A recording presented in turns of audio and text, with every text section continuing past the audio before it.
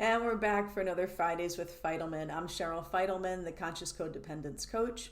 And today's topic on Fridays with Fidelman is your codependent narrative. Another way I can say that is your codependent story.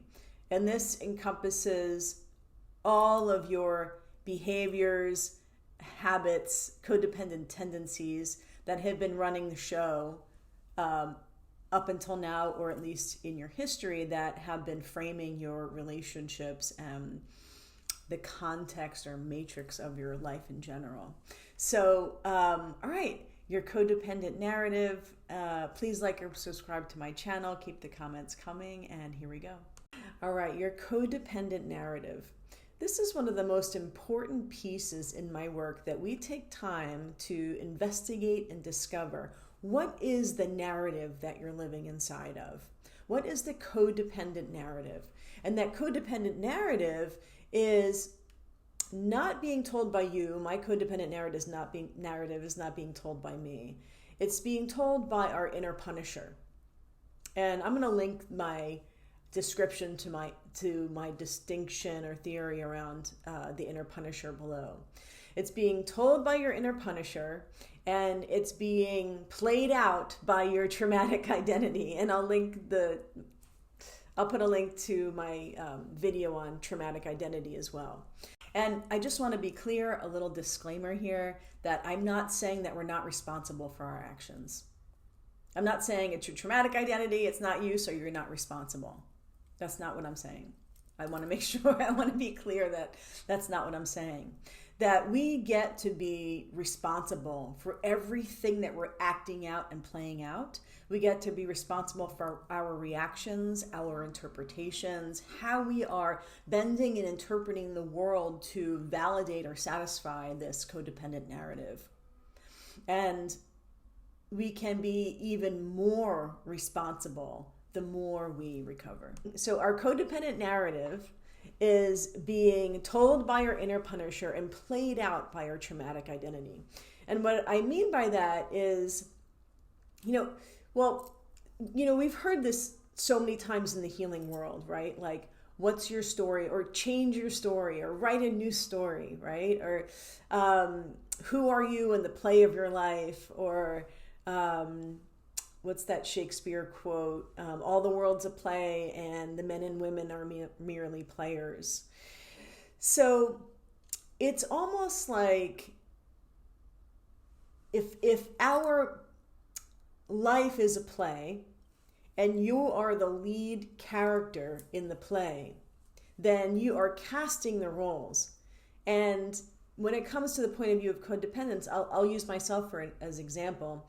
In my codependence, I'm the lead character, and I cast all these roles. I cast people. So I've cast men in the position of my father, right? Where I'm looking to them for validation and safety, where they shouldn't be in that role. It's coming from what I didn't get from my father, because my traumatic identity, which is the identity that was created within me and created within you from a traumatic event or a series of traumatic events, that created me to be somebody who's always looking to somebody else for my value, for my safety, for my security, for my meaning, hates it when people are mad at me.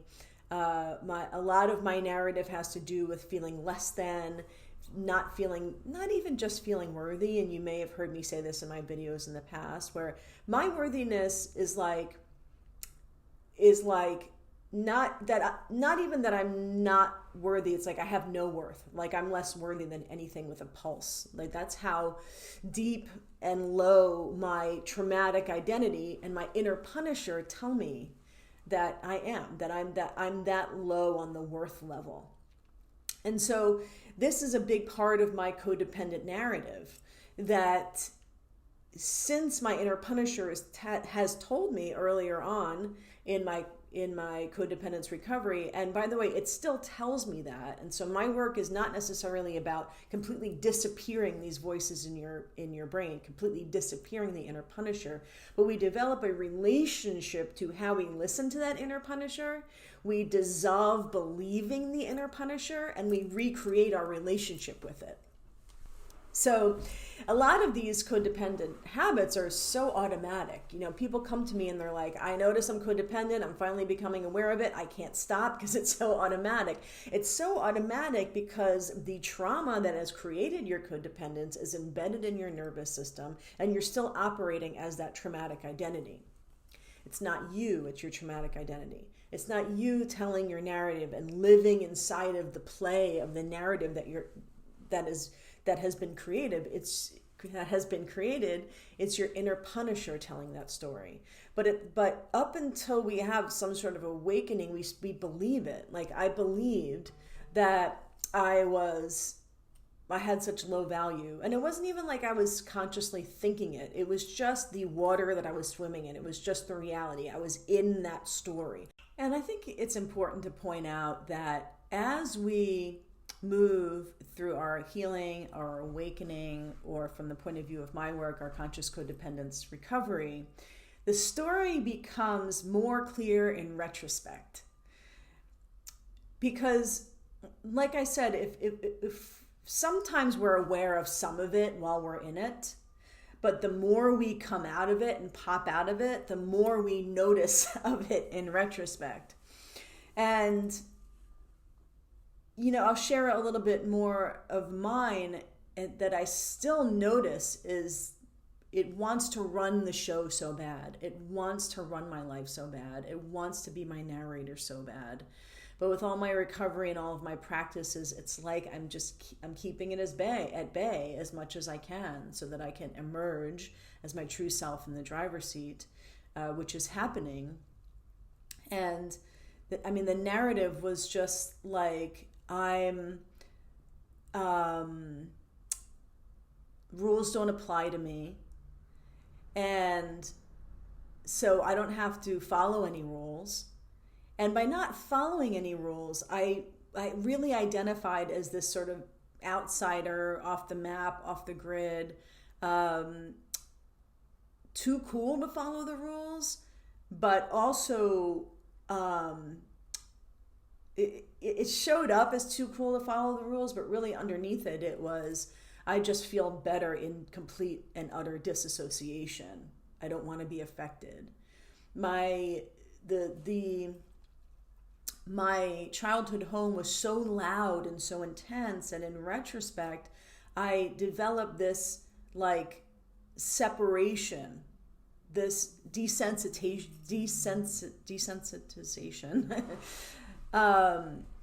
this just sort of like hardened shell, and nobody could get in there. Even like guys couldn't get through my hardened shell. And so I chose guys that they themselves were pretty disconnected and disassociated. And then two disconnected and disassociated people in a relationship, it was just like constant drama. And the constant drama was like, it's you. No, it's not. It's you. No, it's not. It's you. No, it's not. It's you. Everybody's pointing their finger, right? And that's what it was like growing up for me in my household. Nobody took responsibility. My mom was always just like, the amount of anger and rage that she displayed was never, ever her fault or her responsibility. It was everybody else's fault. And also my narrative led me to always fall short because I didn't trust myself. I always fell short. I didn't complete projects. I had like high hopes, but just never got to the finish line. I am now, but in the bubble of that narrative, I recall just going halfway with everything. Because perhaps I'd be destroyed and embarrassed if I failed, because it would prove like, yeah, you're a failure. I didn't want to be proved to be a failure. But yet, that not wanting to be proved that I was a failure lived in constant shame and humiliation for simply just being alive. Constant shame, embarrassment, and humiliation for just being alive. And I played out my isolation narrative big time because people would leave me, or I would leave them, or I'd get fired from jobs, or I would leave jobs. And I just constantly kept validating this. I don't belong. I'm alone. I'm not good enough. I just constantly kept creating that. So you may or may not see yourself in my story and my narrative, I'm just using mine as an example of the narrative, the bubble of reality that I was in for so long as a result of my trauma. And that was my traumatic identity playing all of those things out and being validated. And it was my inner punisher telling me, you're not good enough, you suck, you're not worthy, you're ugly, you should be alone, nobody wants you, you should be ashamed, you should be ashamed. It's like, always tell me that. And I believed it. And I don't even think I noticed it was telling me that until I became more recovered and more awake. And I go, oh my gosh, I've been obedient to this voice and just believing this voice, not even realizing it was a voice. It just was real to me. And now I hear the voice, it's much, much quieter. But it's no longer the leader, the narrator of my life. I'm not subservient to it. I have a completely different relationship with it. And it's a lie. Your codependent narrative is a fictional story told by your inner punisher, played out by your traumatic identity. Your traumatic identity isn't you. It's a stand-in. So your codependent narrative is a fictional story, that narrative. And I cast everybody around me, and this is an important piece of my conscious codependence recovery work, is a common automatic habit as codependents is that we look to other people for who is creating our experience. So it's kind of like we're at the mercy of other people. I mean, that's the root of codependence. So in my conscious codependence work, I turn the camera around and I look at, no, actually we are sourcing this codependent experience. We are sourcing the narrative. We are the director, producer, and star of this narrative. And so eventually, as we disengage from the narrative, we can cast different people and we won't have certain people in the main role. So in other words, your relationships will change because who you are looking to for your safety, who you are looking to be heard, won't be cast in that role anymore. It might be the same person, but they're no longer your father. They're no longer your mother. They're no longer your sibling. They're no longer the person where who you're hanging your nervous system on. And so when you stop hanging your nervous system on other people, those actors change, either literally or just your experience of them changes. So they're no longer the perpetrator, or they're no longer the holder of your voice or your permission to take up space. They're a different character. You're recreating the relationships in your play. So I hope that's clear. Please comment or send me an email to let me know, if you have any questions about this codependent narrative. Man, I've been in codependence recovery for decades, and which is why I've created an expedited codependence recovery path, because I've been doing it for so long. And I'm still in codependence recovery, but I've made some big shifts in my recovery and my awakening where I'm no longer casting people in these roles. I'm no longer a magnet for this kind of dysfunction and oddness in relationships. I'm not a magnet because I'm not casting those roles anymore. I'm casting different roles. And the people who are still in my life, when I was casting those roles, they're in my life way differently. Because I'm creating a different narrative, which is not necessarily a new or unique idea in the healing world. Create your own narrative, right? But I think it's imperative to get to know the depths and different layers and chapters and all the characters of the narrative that your traumatic identity has created so far that you're living inside of. When we discover all of the nooks and crannies of that narrative, and we get really, really crystal clear on the point of view of the narrator, which is you, and the narrator of my life is me, we start to see that we are casting these people in our life to validate the point of view of our inner punisher and our traumatic identity. We are casting these people because of our codependent needs. I need this kind of person in my life that I could be needy from. I need this kind of person in my life so that I can feel smaller, because I already feel small. So this relational dynamic will validate that. And again, it's not like we're thinking these things consciously, but it is the reality that we're in, the energy that we're giving off, because our traumatic identity gives off an energy. It gives off an aura.